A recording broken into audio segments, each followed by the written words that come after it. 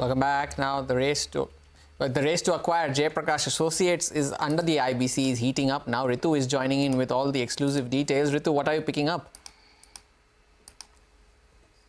Well, Hormaz, over 24 suitors led by some of the largest conglomerates in the country are lining up to acquire Jaiprakash Associates under the bankruptcy law. We've been given to understand, the names of Adani Group, JSW Group, Oberoi Realty, Vedanta Group, Welspun. These are just some among the 25 plus suitors that have come forward to submit expressions of interest for the company.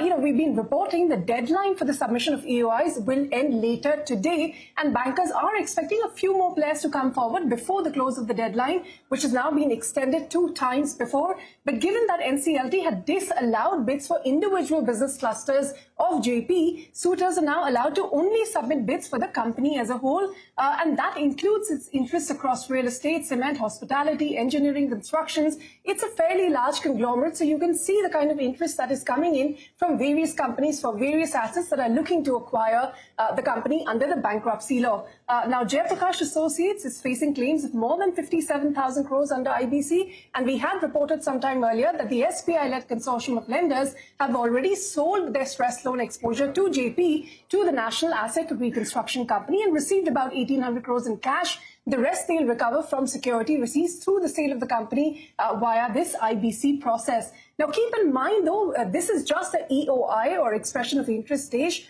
After this, the final bids are going to be invited, and we'll then have to see how many of these 20 plus suitors actually bring serious offers to the table. Thank you so much, Ritu, for joining us and giving us an update on this very, very important story.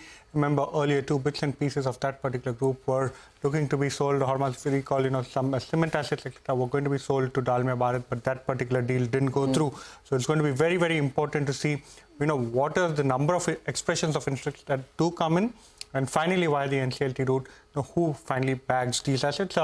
And also, there's a significant debt over there. So, the entire banking pack will be looking at that particular development in quite detail.